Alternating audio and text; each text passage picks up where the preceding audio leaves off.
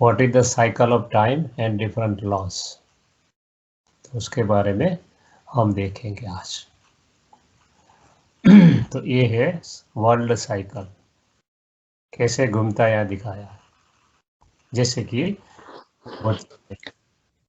दोपहर होती है, आफ्टरनून शाम होती है, रात्रि होती है, फिर से सुबह होती है। हम बच्चे पैदा होते हैं, हम बच्चे के रूप में, थोड़ा बड़े होते हैं, मैच्योर होते हैं, फिर बूढ़े हो जाते हैं, फिर से बच्चे बनते हैं। सीजन में भी देखो, स्प्रिंग आता है, उसके बाद समर आता है, बाद में फॉल आता है, बाद में विंटर आता है, फिर स्प्रिंग आता है। कोई भी नया मकान बनाता है तो ब्रांड न्यू होता है, फिर न्यू होता है, फिर मीडियम ओल्ड या तो मीडियम न्यू होता है, फिर ओल्ड हो जाता है, गिर जाता है तो गिराना पड़ता है, फिर से नया बनाते हैं। ये प्रकृति के नियम है। उसी तरह ये दुनिया पहले गोल्डन एज थी, जिसको सतयुग कहते हैं, फिर त्रेता युग थी, जिसको सिल्वर एज कहते हैं, फिर द्वापर एज बनी, जिसको कॉपर एज कहते हैं, अभी आयरन एज है, जिसको कलयुग कहते हैं। ये चक्कर है, ये घूमता ही रहता है, घूमता ही रहता है, घूमता ही रहता है। परमात्मा कहते हैं ये चक्र जो है आप देख नहीं सकते, क्योंकि उनकी आयुष, हमारी आयुष्य लंबी है। दिन रात हम देख सकते हैं क्योंकि हमारी आयुष्य मोर देन ए डे है। सीजन का साइकिल देख सकते हैं क्योंकि हमारी Ayush more than a year है। मनुष्य आत्माओं को भी हम देख सकते हैं अलग अलग स्टेजेस में। मगर ये चक्कर इतना बड़ा है, परमात्मा कहते हैं 5000 वर्ष का चक्कर है अप्रोक्सीमेट। गीता में भी लिखा हुआ है कि सृष्टि चक्र 5000 का है, घूमता रहता है, घूमता रहता है। तो कहे माने कैसे? तुरंत क्वेश्चन आएगा कि शास्त्र में तो ऐसा लिखा है कि कलयुग तो अभी 40,000 वर्ष बाकी है, और आप तो कहते हो ये साइकिल ही 5000, कैसे माने? तो चलो मान लेते हैं कि कलयुग ये है, चौथा भाग जो है वो सपोज अभी 40,000 वर्ष बाकी है। गूगल में डालो, पॉपुलेशन देखो वर्ल्ड का, 150 साल पहले वर्ल्ड की पॉपुलेशन 100 करोड़ थी। 150 साल में ही भारत की पॉपुलेशन 130 करोड़ से ऊपर पहुंच गई है। पूरे वर्ल्ड की पॉपुलेशन 800 करोड़ तक पहुंच गई है। कहने का मतलब कहीं आगे पीछे लिखने में हुआ है। शास्त्र किसने लिखे? मनुष्य ने लिखे। नाम आगे लिखा व्यास भगवान ने लिखे, बराबर है, मगर थे तो मनुष्य, परमात्मा नहीं थे कोई। परमात्मा ने कोई शास्त्र नहीं लिखे, हम नहीं लिखे हैं। कहने का मतलब कहीं आगे पीछे हुआ है। इवन बाइबल में देखो, लॉर्ड क्राइस्ट ने बोला कि मेरे 3000 वर्ष पहले भारत में स्वर्ग था। 3000 के अंदर 2000 ऐड कर दो तो अप्रोक्सीमेटली 5000 वर्ष का साइकिल। शास्त्रों में भी लिखा है कलयुग तो अभी छोटा बच्चा है, रेंगड़ी पहनता है। सपोज वो सही है तो मान लो, तो किसी शास्त्र लिखे इसको कितने साल हुए? तो बोले हजारों साल हुए। तो जब लिखा तब छोटा बच्चा होगा कलयुग, अभी तो नहीं होगा ना, हजारों साल के बाद तो थोड़ा बड़ा तो होगा ने। कहने लिखने में कहीं न कहीं आगे पीछे हुआ है। तो परमात्मा कहते हैं ये साइकिल 5000 वर्ष का है, घूमते हैं। उसका 4 सरीखे भाग है, 4 से डिवाइड कर दो तो हर युग 1250 वर्ष का है। तो हिंदुइज्म में दिखाते भी क्या, स्वस्तिक बनाते हैं तो कैसा बनाते हैं? ऐसा बनाते हैं, 4 सरीखे भाग करते हैं। कभी भी 3 भी नहीं करते हैं, कभी 5 भी नहीं करते, 4 ही करते हैं और सरीखे करते हैं। क्यों? परमात्मा कहते 4 युग सरीखे होकर इस दुनिया पर से गए हैं, उनकी यादगार है स्वस्तिका। स्व मतलब में आत्मा स्थित होती है किसमें? इसमें मैं घूमती हूँ, जन्म बाय जन्म। सतयुग, त्रेता, द्वापर, कलयुग। कलयुग के बाद किसी को भी बोलो क्या आएगा तो क्या सतयुग आएगा, मगर कैसे आएगा वो किसी को पता नहीं। लोग ऐसा मानते हैं परमात्मा आएंगे, जादुई लाकड़ी घुमाएंगे और स्वर्ग आ जाएगा। परमात्मा कहते हैं ऐसा तो हो नहीं सकता है, क्योंकि मैं इसमें आता नहीं हूँ। और सृष्टि का नियम है, कर्म करोगे वैसा मिलोगे, मिलेगा। तो फिर मैं सबको बना दूं तो सब राजा बन जाए, फिर वहां प्रजा, दास, दासी, नौकर, चाकर कौन बनेगा? पूरा राज्य है वहां के, राजा, रानी, महाराजा, महारानी, उनका रॉयल फैमिली है, रॉयल प्रजा है, सब कुछ है वहाँ। तो बनेगा क्या? तो कहने का मतलब, आप आपका स्पीकर बंद कर दो तो चलेगा, कोई बात तो मेरे को आवाज़ नहीं आएगी बीच में। Thank you.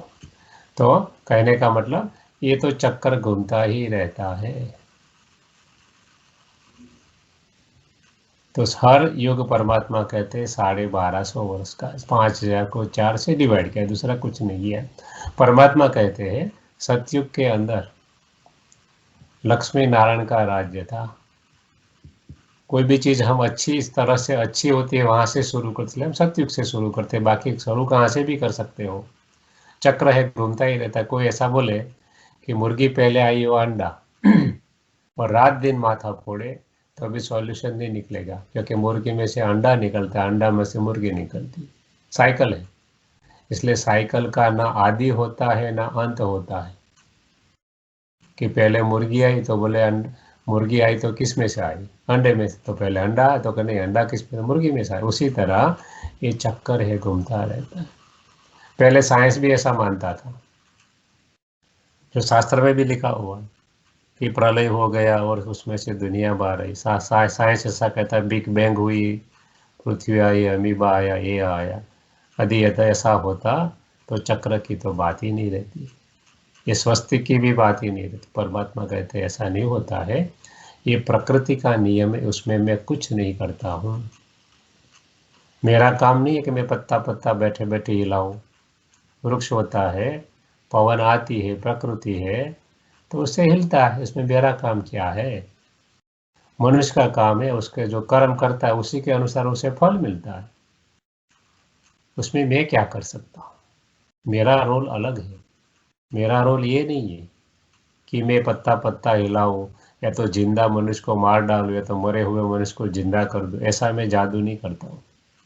मैं जादू जरूर करता हूँ, मगर कैसा जादू करता हूँ, मनुष्य को देवता बनाने का जादू करता हूँ।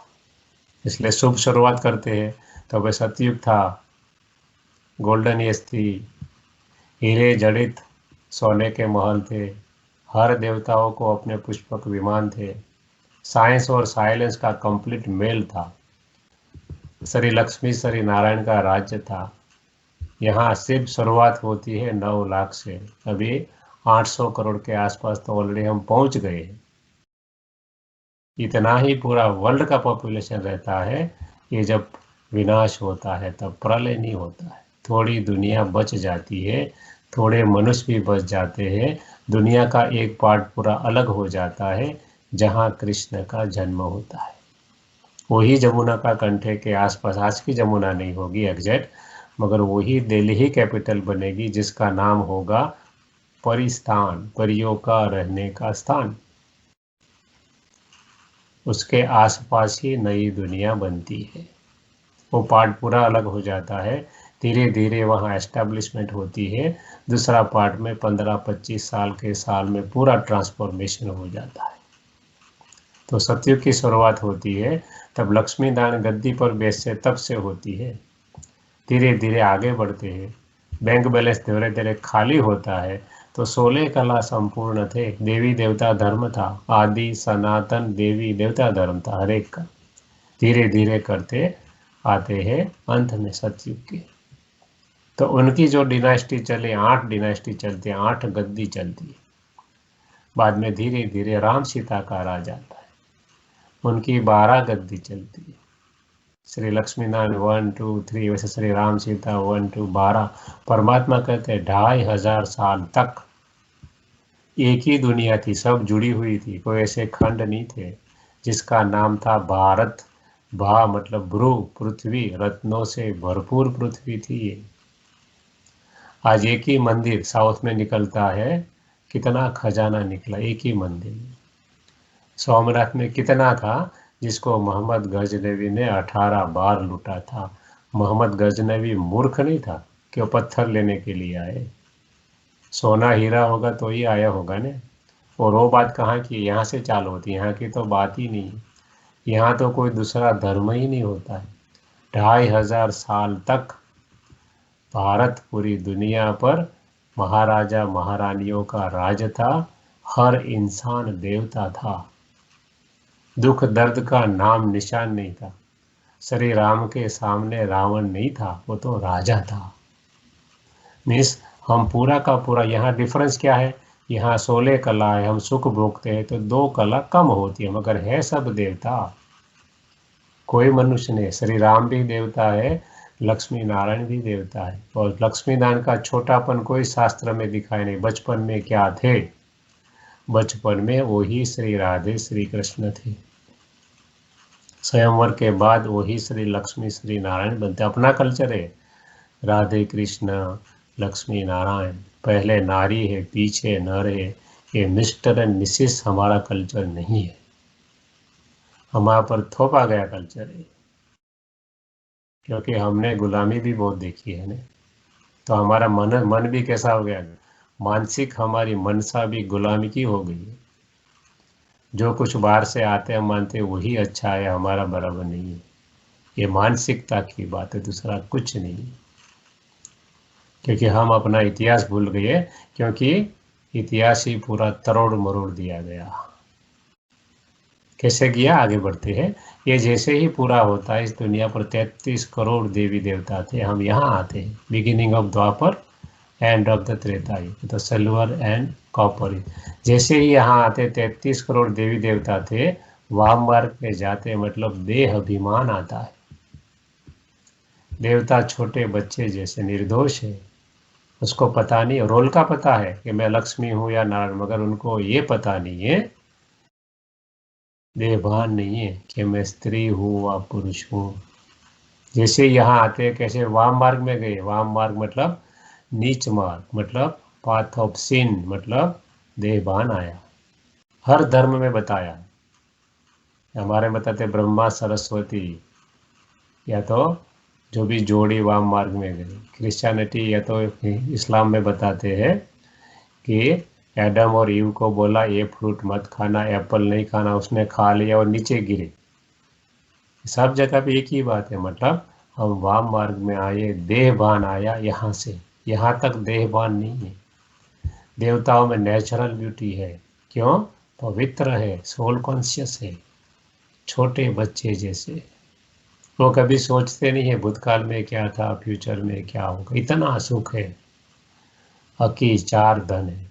जैसे ही हम वाम मार्ग में जाते देहभान आता है, तुरंत ही हमारी असर प्रकृति के ऊपर भी होती है और सेमी डिस्ट्रक्शन होता है यहाँ पर। और भारत जो अखंड दुनिया थी उसके 7 टुकड़े हो जाते हैं। जैसे ही हम गिरते हमारी असर प्रकृति पर भी होती है, क्योंकि प्रकृति में तो जितना हमारे जितनी अकल नहीं है, तो हमारे जितनी लाइफ नहीं है, तो पावर नहीं है ना। तो प्रकृति भी जाती है, पूरी द्वारिका नीचे चली जाती है सोने की। यहाँ ही होता है, आज भी साइंस कहता है 1200 किलोमीटर नीचे है, मगर खोद नहीं सकते, ऊपर समुद्र है। कहने का मतलब यहाँ सेमी डिस्ट्रक्शन होता है, अर्ध विनाश। हिमालय नहीं था, हम जब पढ़ते थे तो आता था ऐसा, हिमालय नहीं था। हम लोग पढ़ते थे तो स्कूल में आता था, रामायण महाभारत करिकुलम में आता था, धीरे धीरे निकल गए सब। कहने का मतलब ऐसी हमारी ये दुनिया थी जो सोने की दुनिया कहते हैं, जहाँ लक्ष्मी नारायण राम सीता का राज्य था, वहाँ कोई कंस या रावण नहीं था। वरना ये कलयुग और स्वर्ग में क्या अंतर रहे। कहने का मतलब देवता का धर्म ही है अहिंसा परमो धर्म। 5 क्वालिटीज, 16 सर्वगुण संपन्न, दूसरा 16 कला संपूर्ण, तीसरा संपूर्ण निर्विकारी, चौथा मर्यादा पुरुषोत्तम, 5वां अहिंसा परमो देवी देवता धर्म। एक ही धर्म था दुनिया में, दूसरा धर्म ही नहीं है तो ताली कैसे बजेगी, इसलिए दूसरा धर्म ही नहीं है, एक ही धर्म है, आदि सनातन देवी देवता धर्म। जैसे हम नीचे यहाँ नीचे गिरे, हम जैसे ही देहभान में आए, परमात्मा की खोज की शुरुआत यहाँ से होती है। पता नहीं रहा अब कि अब देहभान में तुरंत ही पता चला कि हम आत्मा थे, यहाँ पता था, पर अब देहभान में आए तो आत्मा का पिता कौन, उनकी खोज यहाँ से चालू होती है। सर्वप्रथम राजा विक्रमादित्य शिवलिंग की स्थापना करता है और सोमनाथ का भव्य मंदिर बनाता है, जो हीरे जड़ित शिवलिंग बनाता है। और पूरा सोने का मंदिर बनाता है। इतनी संपत्ति तो भी थी, काफी चली गई तो भी इतनी थी, क्योंकि देवी देवता पवित्र थे, उसने कोई बुरा कर्म नहीं किया था, उनको कुछ नहीं होता है, खाली मिल्कत अंदर काफी चली जाती है। तो भी इतनी थी कि आज भी अपनी, यदि देखनी है मिल्कत तो अपनी जनरेशन में ही, अपने फैमिली में ही great great great great great grandfather के पास चले जाओ, ढूंढो, पूछो, तो बताएंगे इतना पैसा था 7वीं पीढ़ी में ही कि किसी को कमाने की जरूरत नहीं थी। मैक्सिमम 7 पीढ़ी, उसके आगे भी अच्छा हो सकता है, ये 6ठी पीढ़ी पर मैक्सिमम 7। अपने फैमिली में चले जाओ, फैमिली हिस्ट्री में, तो आपको पता चलेगा इतना धन था हमारे पास ही, हर एक फैमिली में। एक की बात नहीं है, कोई भी हो, भारत का कोई भी निवासी हो, इतना था किसी को कमाने की जरूरत नहीं थी। आज भी हम जो गांव में बिलोंग करते हैं, आज भी वहाँ सब कास्ट मानते हैं, मगर कोई ऐसा नहीं कहता कि ये हमारे सब भाई बहन ही समझते, चाहे हिंदू हो चाहे मुसलमान हो, मुस्लिम भी है। दो ही, पूरे गांव में 2 ही उसके फैमिली है, मगर कोई ऐसा नहीं है कि ये मार दो उसको, कुछ नहीं, आज भी नहीं। कास्टिज्म है, मगर आज भी मानता है क्या, अरे को बड़े बड़े तो बापा दादा ऐसा ही बोलते हैं, आज भी उनकी बेटी हो उसको भाई बहन ही बोलते हैं, आज भी, इवन टुडे। ये हमारा कल्चर था। कहने का मतलब हम बहुत ही, हमारा जो वर्षा था बहुत ही रिच था। तो हमने क्या किया, जैसे हम यहाँ गिरे तो शिवलिंग की स्थापना की, पता था कि ये वर्षा हमें परमात्मा शिव के द्वारा मिला था। इतना भी संस्कार था, याद था कि हमको यहाँ वर्षा मिला था कलयुग के अंत में। वो निराकार बिंदु रूप परमात्मा था और गुणों में सिंधु था, मतलब सागर था, इसलिए बिंदु और सिंधु की पूजा करने लगे। यहाँ से चालू हुई, शिवलिंगम बनाया। बिंदु और सिंधु पर से हम देवता कहलाने के लायक नहीं रहे, क्योंकि वाम मार्ग में गिरे। तो क्या कहा, तो बिंदु और सिंधु का अपभ्रंश होकर हमने अपने को कह दिया हिंदू, और रहने का स्थान को कहा हिंदुस्तान स्थान, और पूरी दुनिया का पार्टीशन हुआ। नेचुरल कैलेमिटीज, क्योंकि हमने हमारा ओरिजिनल रिलीजन खो दिया, जो प्योरिटी का रिलीजन था। जैसे हम गिरे, हमने यहाँ स्थापना की शिवलिंग की, बिंदु और सिंधु पर से हमने हिंदुस्तान कहा और धर्म का नाम हिंदू कहा। जैसे ही पूजा की, तुरंत एक आत्मा आई 2500 साल पहले, उसका नाम था अब्राहम। उसने इस्लाम धर्म की स्थापना की। वो आत्मा ने कहा कि मैं फ्रेश आई हूँ आत्मा, और परमात्मा लिंगम नहीं हो सकती, ऐसा कोई रूप नहीं। परमात्मा अल्लाह है, नूर है, प्रकाश है। तो इस्लाम धर्म की स्थापना, जब वो आत्मा आई तब यहाँ कोई इस्लाम का व्यक्ति ही नहीं था। इसका मतलब उसका जन्म कोई हिंदू के वहाँ ही हुआ होगा ने, क्योंकि ये देवी देवता हिंदू कहलाने लगे, बाकी इस्लाम वाला तो कोई था ही नहीं। तो हम क्या है, हम एंसेस्टर है हर धर्म के, सब निकले हैं एक में थी। पीपल ऑफ, जो फादर ऑफ द पीपल कहते हैं वो भी एक है, और फादर ऑफ द सोल कहते हैं वो भी एक ही है। चाहे कोई उसे एडम यू कहे, चाहे कोई लक्ष्मी नारायण कहे, चाहे कोई राधे कृष्ण कहे, चाहे कोई आदम बीबी कहे, नाम कुछ भी कहे, कपल के बिना दुनिया चलेगी कैसे। तो ये पहला धर्म आया। धीरे धीरे हम क्या कर आगे बढ़े, राजा एक थे, महाराजा नीचे, राजा लड़ने लगे। अब यहाँ तो भारत में ही तुरंत 2250 साल पहले बुद्ध की आत्मा आई। उसने कहा लड़ो नहीं, राजाओं को कहा, क्यों, परमात्मा अहिंसा है, हमारा धर्म ही अहिंसा है। तो सही कहा, परमात्मा कभी लड़ते थोड़ी है, वो तो कृपा का, दया का, कंपेशन का सागर है। धीरे धीरे हम आगे बढ़े, यहाँ आए बीच में, तो क्या हुआ, अब तो राजाओं को देखकर पड़ोसी पड़ोसी भी लड़ने लगे। तो 2000 साल पहले एक आत्मा आई, उसने कहा, क्राइस्ट की आत्मा, उसने कहा लड़ो नहीं, लव दाई नेबर, तुम्हारे पड़ोसियों को भी प्रेम करो, क्योंकि गॉड ही इज लव। सही बात है उनकी भी। जैसे समय की जरूरत पड़ी उसी के अनुसार ये धर्म आत्माएं आई और उसने परमात्मा का ही मैसेज दिया, किसी ने गलत मैसेज नहीं दिया है। जो समय की जरूरत थी और जो उसको अनुभव था उसी के आधार पर ही परिचय दिया। 1400 साल पहले शंकराचार्य जी यहाँ 1500 साल पहले आए, उसने कहा गॉड हिज प्योरिटी, पवित्रता ही भगवान। एकदम सत्य बात है। संसार में पवित्र नहीं रह सकते तो घर छोड़कर भी पवित्र, वो भी बात सही है। बाद में 1400 साल पहले मोहम्मद पैगंबर आए जो इस्लाम का ही पार्ट है। ये दोनों पार्ट जो है क्रिश्चियनिटी और मुस्लिमिज्म इसका पार्ट है।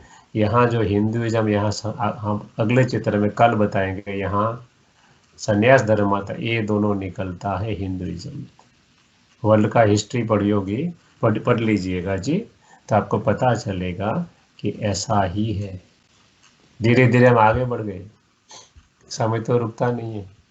यहाँ आ गए कलयुग। कलयुग में आए एक धर्म के अनेक धर्म। राम के मंदिर वाले कृष्ण को देखकर नाक फुलाते, कृष्ण के मंदिर वाले भी छोटे कृष्ण वाले बड़े कृष्ण को नहीं मानते। कृष्ण के भी दो पार्ट कर दिया, बाल कृष्ण वाले अलग, यंग कृष्ण वाले अलग। 33 करोड़ देवी देवता है। और हमारे में ऐसा नहीं, सब धर्म में ऐसा। हम लोग जब यहाँ आए तो यहाँ 3 चर्च है हमारे पास में, यहाँ विदिन हाफ एन किलोमीटर। हम यहाँ साउथ में गए जहाँ लॉरेंस बोलते हैं, लॉरेंस एवेन्यू, वहाँ जाके पूछा क्या कर रहे हो, ये है, तो बोले बाइबल को मानते हैं, क्राइस्ट को मानते हैं। वो 2 चर्च तो क्या उनका टेनेट अलग है। यह दोनों क्रिश्चियन मानते सब, वहाँ गए वो भी ऐसा ही, उसके आगे तीसरे में गए वो भी ऐसा ही। सब धर्म में ऐसा नहीं है कि खाली है, सब धर्म में अपने अपने ठिकाने खड़े करके बैठे हुए। सब आत्मा पतित बन जाती है, पता नहीं पड़ता है कि परमात्मा कौन है, मैं कौन हूँ। और परमात्मा को पुकारती है दिल से कि हे प्रभु अब आओ हमें इससे छुड़ाओ। तब परमात्मा एक वृद्ध शरीर का आधार लेते। ये परमात्मा नहीं है, उनके शरीर में परमात्मा आते हैं और उनके मुख द्वारा ज्ञान सुनाते। इतना ही पार्ट है शरीर का, बाकी ये परमात्मा नहीं है। उसने भी 33 साल पुरुषार्थ किया हमारी तरह, जो उसने कहा परमात्मा ने उसी तरह बनने का। और फिर परमात्मा ज्ञान और योग के आधार से मनुष्य को देवता बना देते हैं। और फिर से चालू, ये चक्कर घूमता ही रहता है, इसका कभी एंड नहीं होता है। तो हम देखते हैं डिटेल में क्या होता है कि गोल्डन एज यहाँ बताया स्वस्तिका के रूप में। राइट आर्म हमेशा शुभ गिना जाता है, तो शुरुआत वहाँ से ही करते हैं। डिवाइन क्वालिटी है सब आत्माओं की, complete purity, peace and prosperity है। कोई भी प्रकार की यहाँ कमी नहीं है, गोल्डन एज है। धीरे धीरे हमारा किया हुआ जो कर्म है, जमा है, वो धीरे धीरे कम होगा बैंक बैलेंस, तो हम नीचे उतरते द्वापर युग में, सॉरी त्रेता युग में आते हैं, जिसको कहते हैं सिल्वर एज, डाउनवर्ड इपोक, थोड़ा नीचे उतरते हैं। It indicates divine quality decreases. यहाँ 16 कला, यहाँ 14 कला है हर आत्मा की, या ठराइटियस तो भी स्वर्गी ही है। यहाँ स्वर्ग ही है, स्वर्ग है तो सेमी स्वर्ग है, मगर दोनों पैराडाइज है, हेवन है, बहिष्ठ है, स्वर्ग है, नाम कुछ भी कहो। दूसरे धर्म वाले एंजल्स कहते, हिंदू धर्म वाले देवता कहते, इतना ही फर्क है। बाकी है ह्यूमन बीइंग ही, इसके भी 2 हाथ 2 पैर हमारा जैसा ही शरीर है। यहाँ तक हम आ जाते हैं। अब धीरे से लेफ्ट हैंड चालू होता है, पाथ ऑफ वाइसिस और अनराइटियसनेस एज लेफ्ट हैंड इम्प्योर। शुरुआत यहाँ से धीरे धीरे उस साइड में जाते हैं। नेचर को शौक लगता है, नेचर की क्वालिटी बदल जाती है, हमारी क्वालिटी बदलने से हमारे एक्शन धीरे धीरे बदलते हैं। डिस्प्यूट होते हैं, दुख की शुरुआत थोड़ी थोड़ी होती है। सर्वप्रथम अब्राहम इस्लाम धर्म, बाद में बौद्ध धर्म, बाद में क्रिश्चियन धर्म, बाद में संन्यास धर्म, बाद में इस्लाम आया। द्वापर मतलब राज सत्ता और धर्म सत्ता अलग हो गई। यहाँ राज सत्ता धर्म सत्ता सत्युग त्रेता में एक ही महाराजा के हाथ में होती है। हम और नीचे उतरे, आयरन एज, इम्प्योरिटी बढ़ी, सफरिंग बढ़े, झगड़े बढ़े, नेचुरल कैलेमिटीज बढ़ी। हमने आके बताया सब 200 से अधिक रिलीजन है। जो बताया था सितंबर 18 में यहाँ वर्ल्ड रिलीजियस कॉन्फ्रेंस थी। किसी को पता नहीं चलता है अब मैं कौन, कहाँ से आया, कहाँ जाना है, परमात्मा कौन। धर्म के नाम पर मैक्सिमम लड़ाई हुई है दुनिया। अनफॉर्चुनेटली सबका पिता एक होते हुए भी तो अंत में परमात्मा को आना पड़ता है। एक वृद्ध शरीर में आते हैं, उनका नाम ओ ब्रह्मा रखते हैं, उनका नाम ब्रह्मा नहीं था। और उनके शरीर द्वारा ज्ञान सुनाते हैं, योग सिखाते हैं, और धीरे धीरे धीरे मनुष्य की क्वालिटी सुधरती है। और जैसा पुरुषार्थ करता है यहाँ ऐसा पद मिलता है। चाहे यहाँ आए, चाहे यहाँ आए, चाहे यहाँ आए, चाहे यहाँ आए, और ये चक्कर घूमता ही रहता है, उसका कोई अंत नहीं है। आत्मा की स्टेज जो देखे तो 3 स्टेज में से हर आत्मा पास होती है। परम धाम में होती है जब आत्मा, तो मुक्ति में होती है लिबरेशन। हर आत्मा मुक्ति में जाती है, और हर आत्मा को नीचे पार्ट प्ले करने के लिए आना पड़ता है। कोई भी आत्मा को मोक्ष मिल ही नहीं सकता, लंबा समय तक रह सकती है परम धाम में।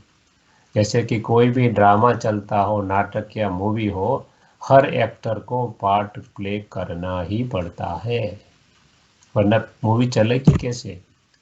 हीरो हीरोइन भी होगा, साइड एक्टर भी होंगे, विलन भी होगा, तो ही मूवी का मजा आएगा ने, वरना कौन देखने जाएगा। उसी तरह ये दुनिया में सुख होगा, थोड़ा सेमी स्वर्ग भी होगा, थोड़ा दुख होगा, और दुख होगा तो ही तो मजा आएगा ये ड्रामा में, नहीं तो मजा कैसे आएगा। इसलिए हर आत्मा की 3 स्टेज है। सबसे पहली स्टेज है परम धाम में लिबरेशन, मुक्त है, ना स्थूल शरीर है ना सूक्ष्म शरीर है, कोई कर्म बंधन नहीं, शरीर ही नहीं। जो आत्मा अच्छा कर्म करके गई है वो स्वर्ग में आती है, जिसको कहते हैं लिबरेशन इन लाइफ। लाइफ में है, जीवन है, मगर कोई कर्म की लेप छेप नहीं देवता, क्योंकि इनोसेंट है, जैसे कि छोटे बच्चे हो ना 2-4 महीने के, ऐसे है देवता। बहुत ही सुख है, सोने की दुनिया है, लक्ष्मी नारायण का राज है, कोई कमी नहीं, एबंडेंट है, क्योंकि पॉपुलेशन ही बहुत कम है। 800 करोड़ को खिलाना पड़े तो कितनी रिसोर्सेज चाहिए, और 9 लाख के लिए ये सब इकट्ठा हो जाए तो सब अमीर ही बन जाए ना। कहने का मतलब ऐसी दुनिया भारत में थी। धीरे धीरे हम नीचे गिरते आगे देखा, उसी के अनुसार जीवन बंध में आते हैं।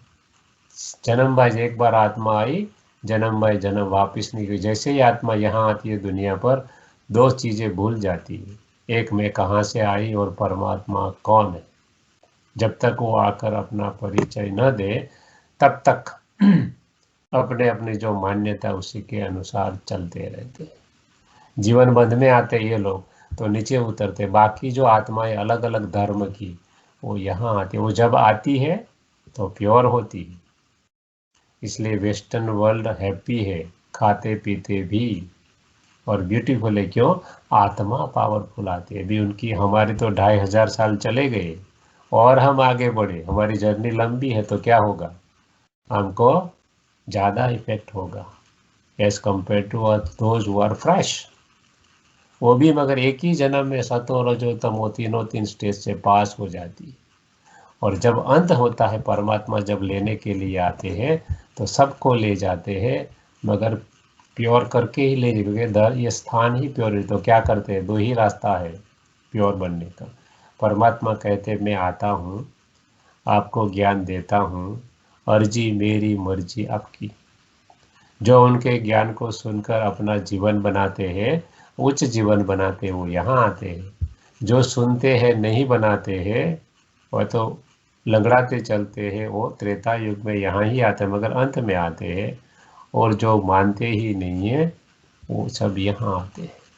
इसलिए दो ही रास्ता यहाँ जाने का, प्यार से या तो मार से। इसलिए हर धर्म में पनिशमेंट दिखाया है। हिंदुइज्म में कहते हैं धर्मराज आएगा, गरुड़ पुराण में काफ़ी सजाएं दिखाई। मुस्लिमिज्म में कहते इस्लाम में कयामत का समय आएगा, अल्लाह खुदा सबका हिसाब लेगा। क्रिश्चियनिटी कहती है सेटलमेंट डे आएगा, गॉड आकर सबका हिसाब किताब लेगा। इसलिए सोच के चलो, सब धर्म ये कहता है। इसलिए दो रास्ता है पवित्र बनने का, आइदर प्यार से या तो मार से। भारत क्या था?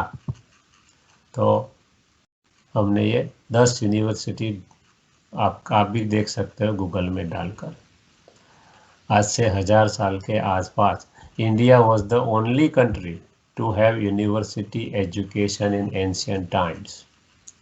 काफ़ी चाइनीज डॉक्यूमेंट ऐसे हैं जो कहते हैं कि वहाँ के मुसाफिर यहाँ आते थे। हम जब पढ़ते थे तो यूएन संग नाम का एक मुसाफिर आया था, उसने लिखा है चंद्रगुप्त मौर्य का ज़माना था, कहीं दरवाजे पर लॉक नहीं लगाते थे, पढ़ने के लिए आया था। The reason why they were shattered by invaders because they don't have university education. उनके पास था ही नहीं। भारत ही एक देश था, ये 10 यूनिवर्सिटी कहाँ है, सब कुछ यहाँ दिखाया। अब खाली नालंदा विद्यापीठ डालोगे तो पता चलेगा 10,000 स्टूडेंट थे और 10,000 में थे 2,000 टीचर थे उसको पढ़ा। उसमें 53% तो लेडीज थी। ये जितने भी आप नाई या हजाम या बार्बर देखते हो वो सब सर्जन थे एक्चुअली। रिकॉर्ड कहता है। आप लॉर्ड्स ऑफ हाउस में जो होता है लंदन का, 1618 में जब अंग्रेज लोग आए ईस्ट इंडिया कंपनी लेकर, तो क्यों आए? हम यहाँ क्यों आए जाते हैं फॉरेन कंट्री? पैसा कमाने के लिए। तो कोई मूर्ख थोड़े थे कि घूमने के लिए आए हो, नहीं, वो पैसा कमाने के लिए आए थे। लिखा है उसने लॉर्ड ऑफ हाउस के रिकॉर्ड में है। जो विलियम आया था वो लॉर्ड मैक्यूले, आज भी है उनके रिकॉर्ड में कि एक ही सूरत ऐसा सिटी है, उनको 1000 साल लूटे ना तो भी ख़त्म नहीं होगा, क्योंकि तब उस पोर्ट से ही सब कुछ चलता था। भारत का पूरा व्यापार स्टील प्रोड्यूस होकर बाहर जाता था। वो जमाने की बात है, 400 साल हो गए।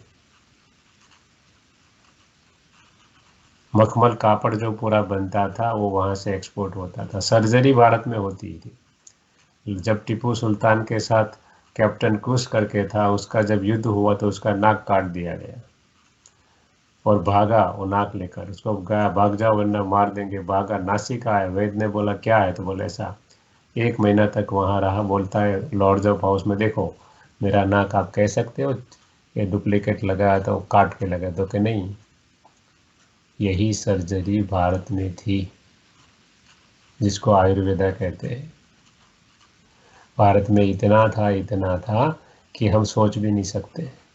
जो राइट बंधु के नाम में प्लेन की रिसर्च आप डालो गूगल में तो पता चलेगा। बॉम्बे में इसको उड़ाया गया था वो प्लेन को, उसके पास पैसे नहीं थे और वो पेटेंट ले गई वो कौन, जो अंग्रेज लोग थे, और अपने नाम पर करवा दिया। भारत गुलाम था जब पेटेंट का रजिस्ट्रेशन हुआ, तो सब कुछ भारत में था। क्योंकि 800 साल मुसलमानों ने राज किया, 200 साल अंग्रेजों ने राज किया, बाकी रहा था तो हम जैसे काले अंग्रेज आए। उसने भी लूटने में कुछ कमी नहीं रखी, क्योंकि सिस्टम अंग्रेजों ने बनाए थे, कायदे लूटने के लिए बनाए थे। वही कायदे चले। आज भी हमारे कहीं फ्रेंड आईएएस है, वो कहते हैं एक IAS honest officer 100 crore honest लेख होते तो भी जाता है, घर लेकर जाता है। आप तो वहाँ रहते हैं इसलिए मेरे को आपको तो बोलने की जरूरत ही नहीं। ऑनेस्ट आईएएस ऑफिसर इतना लेकर जाता है तो जो डिसऑनेस्ट हो गए कितना लेकर जाता है, पेपर में पढ़ते होंगे आप। एक डेप्यूटी मामलतदार, हम 8 दिन पहले गुजरात का कुछ पढ़ रहे थे ऊपर से, तो डेप्यूटी मामलतदार के पास ही 80 करोड़ रुपये निकले। वो जो सिंपल सीनियर क्लर्क की पोस्ट है। कहने का मतलब गांधी जी ने कहा था कांग्रेस को बिखेर दो और ये सिस्टम पूरी बदल दो, मगर उनको तो मार गिराया गया। किसको पड़ी थी आज़ादी मिलने के बाद? सब इकट्ठे करने, आज भी इकट्ठे करते ही जा रहे। पॉलिटिशियन देखो, एडमिनिस्ट्रेशन देखो। और जब आज़ादी मिली तब लिखा गया था, लॉ लॉ जो पढ़ते हैं उनको देखना, उसको जो चर्चिल का जो सेंटेंस है पढ़ने लायक है कि इनको आज़ादी मत दो, ये तो गीध है, ये प्रजा को खा जाएंगे। ये जो पॉलिटिशियन भारत के हैं वो तो खुलेआम लिखा है उसने। ये जो है ने, ये प्रजा को कभी सुखी नहीं कर। और हमारे फादर जो, उसका जन्म तो पहले काफ़ी हुआ था, उसने देखा है। वो बोलते हैं आपको क्या पता क्या था ये। हमने तो हमारे ग्रेट ग्रैंडफादर को भी देखा है, जब हम फर्स्ट ईयर कॉलेज में पढ़ते तब सभी 1400 के आसपास की उम्र थी। और उनको देखते हैं और हमारे फादर को देखते तो पता चलता है ये 2 जनरेशन में ही पूरा फर्क हो गया, 2-3 जनरेशन में ही। हमने कभी, हमारे ग्रेट ग्रैंडफादर को हम FY में थे, मतलब हम काफ़ी मैच्योर थे, समझते थे क्या होता है क्या नहीं होता है। कभी भी गुस्से होकर देखा ही नहीं, कभी भी नहीं, हमारी पूरी, जब तक हमने उसको देखा है। और हमारे फादर इतने गुस्से वाले थे कि उसको शांत करना मुश्किल होता था, छोटी सी बात में भी गुस्सा कर लेते थे। कहने का मतलब ये जो हम देख रहे हैं ये 2-3 जनरेशन की ही कमाल है। ज़्यादा फर्क नहीं हुआ। जो कुछ हुआ है ये 2-3 जनरेशन में ही हुआ, आगे पीछे इतना नहीं था पहले। इवन हमारे मदर फादर है आज 81 ईयर्स के हैं, कभी हमने कभी भी उनको एक चार पे बैठे हुए नहीं देखा है, आज भी नहीं बैठते। कहने का मतलब ये मर्यादा ये थी हमारी, ये हमारा कल्चर था। इसलिए परमात्मा कहते सिनेमा, सीन की माँ आई तब से सब कुछ परेशानियां बढ़ गई है। लोग कॉपी ही करते रहते, शरीर ही सजाते रहते, क्योंकि भूल गए हम कौन है वही। इसलिए तो कलयुग धराहर आ गया ना, कलयुग को बोलते कली का युग। और किसी को पता नहीं रहता है, तभी परमात्मा को आना पड़ता है। हम सब पुकारते हैं तब वो आता है। तो ये दुनिया कौन से लॉज के ऊपर चलती है? कुछ कुल मिला के 6 प्रकार के लॉज हमने यहाँ निकाले। मैन मेड लॉज है जो मनुष्य बनाता है। कौन बनाता है? Religious leader, because religious is the oldest culture in the world. और जो ले वो बता, क्यों बताता है? To maintain high standard of morality, harmony, love and peace in society. कोई धर्म ऐसा नहीं कहता है दूसरों को मारो, कोई नहीं कहता है। ओरिजिनल धर्म देख लो, चाहे कुरान पढ़ लो, चाहे गीता पढ़ लो, चाहे बाइबल पढ़ लो, चाहे गुरु नानक देव जी का जो वाहेगुरु वो पढ़ लो, कुछ भी पढ़ लो, कोई नहीं कहता ऐसा।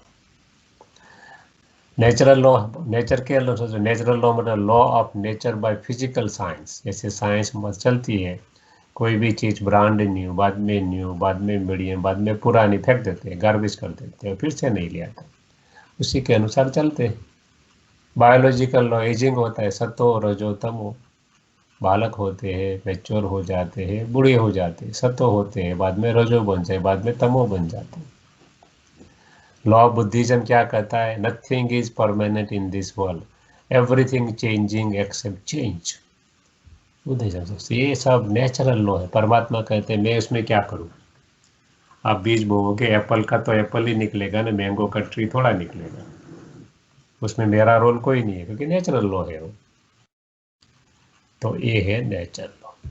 दूसरा है लॉ ऑफ कर्म। परमात्मा कहते हैं स्पिरिचुअल लॉ है, एप्लीकेबल टू ऑल सोल्स। उसमें धर्म का कोई डिफरेंशिएशन नहीं होता है कि हिंदू वालों को एप्लीकेबल हो और क्रिश्चियन को ना हो, सबको एप्लीकेबल होता है। एक ही प्रकार के लोग, कैसा है कि आप जो कर्म करोगे उनका फल आएगा, तो no witness, no proof and at random, कभी भी आ सकता है, आपको पता नहीं है, उनका प्रूफ नहीं मिलेगा। मैं बोलूँ मैं बीमार हुआ, पड़ोसी क्यों नहीं हुआ, तो उसका प्रूफ नहीं मिलेगा, उसका कोई विटनेस भी नहीं मिलेगा। कर्म का लॉ कहीं ना कहीं किया है, इसलिए मेरे सामने आता है, दूसरे के सामने नहीं आता है। वही है नेचर। परमात्मा कहते इसमें भी मैं इंटरफियर नहीं करता, तो फिर परमात्मा का रोल क्या है? परमात्मा कहते मेरा रोल है, मैं आता हूँ, आपको समझ देता हूँ ये सब लॉज की, और आपको शक्ति देता हूँ। इसलिए आपके सामने कर्म तो आएंगे ही, मगर क्या हो जाएगा? आपको ज्ञान है, समझ है और शक्ति है, तो सूली से कांटा बन जाएगा। कितना भी बड़ा दुख होगा, कितने भी बड़ी आपत्ति आएगी, चैलेंज आएगी, जैसे कि हंसते हंसते आप पार कर देंगे, क्योंकि जिसका साथी है भगवान, उसे क्या रोकेगा आंधी व तूफान। तो परमात्मा का रोल ये है, समझ देना और शक्ति देना। हमारा काम है लेना, यदि हम नहीं लेंगे तो हम नहीं बन सकते हैं ना। इसलिए परमात्मा कहते हैं मैं जादू लकड़ी नहीं घुमाता हूँ, मैं आता हूँ, आपको समझ देता हूँ, शक्ति देता हूँ। लेना नहीं लेना आपकी बात, आपकी मर्जी के, लोगे तो बनोगे, नहीं लोगे तो नहीं बनोगे। तो ये है लॉ ऑफ कर्म। फिर एक कॉज एंड इफेक्ट। कोई भी चीज़ का कारण होता है।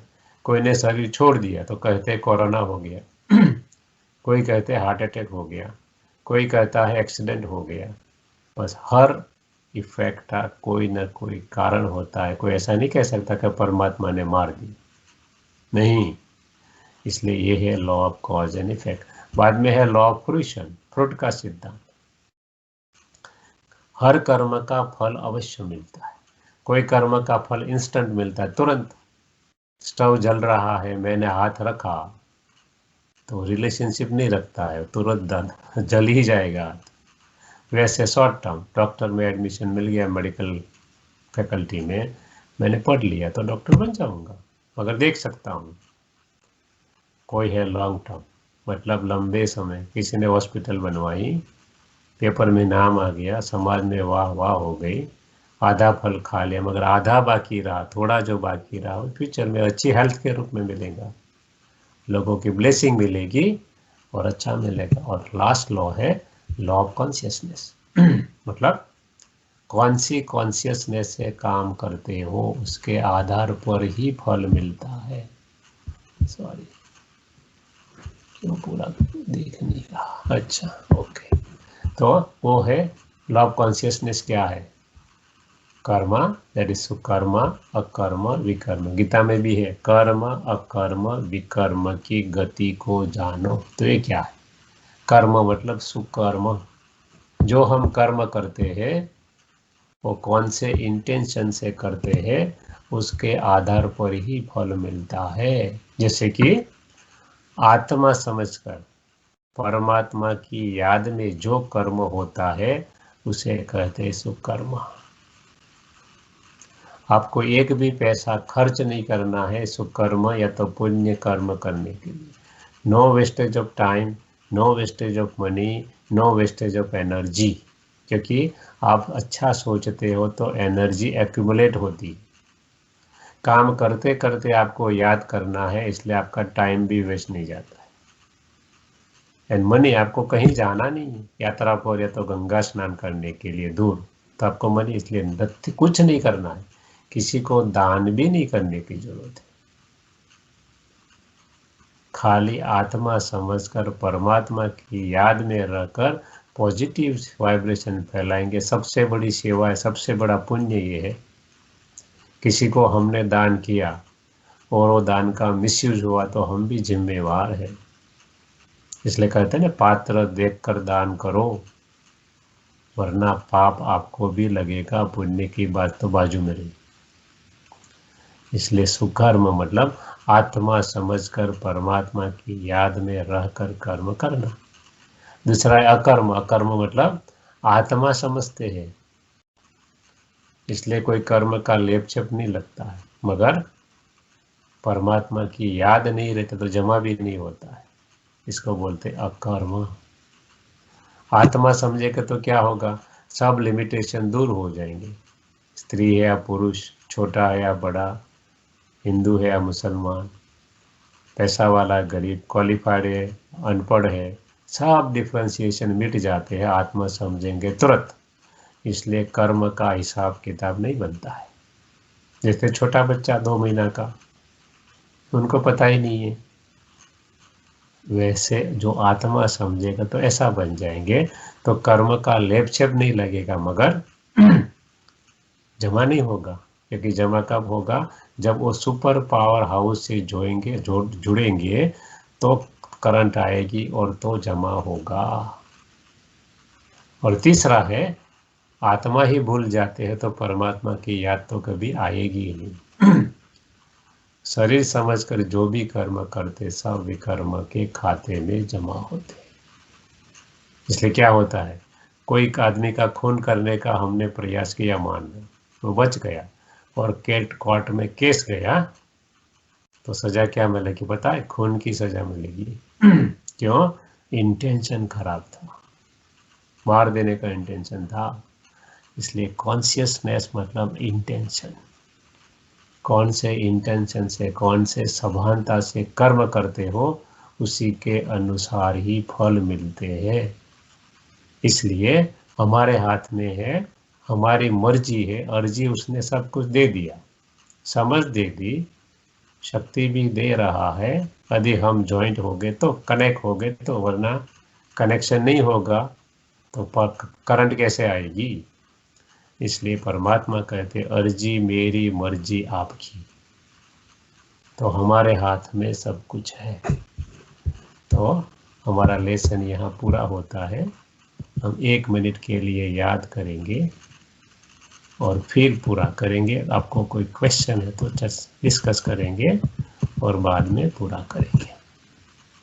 अच्छा, ओम शांति। ओम शांति। मैं आत्मा शांत स्वरूप, शक्तियों से भरपूर, पवित्रता से पूर्ण आत्मा हूँ। मैं आत्मा जब इस धरा पर आई तो लक्ष्मी नारायण की आत्मा थी, सब कुछ अवेलेबल था। हीरे जड़ित सोने के महल थे, हर एक देवताओं के पास अपने पुष्पक विमान थे। साइंस और साइलेंस का कंप्लीटली मेल था। इतना आत्मा में पावर था कि प्रकृति दासी थी, हर चीज अबंडेंट थी, कोई कमी नहीं थी। धीरे धीरे जन्म बाय जन्म हम नीचे उतरे, त्रेता युग में आए। यहाँ श्री राम श्री सीता का राज है। आत्मा की 2 कला कम होती है तो भी पूरा सुख है, दुख दर्द का नाम निशान नहीं है यहाँ भी। धीरे धीरे धीरे हम नीचे उतरते हैं, त्रेता के अंत में आते हैं। 33 करोड़ देवी देवता थे, हम ही तो थे। अब हम द्वापर में प्रवेश होते हैं, देहभान आता है।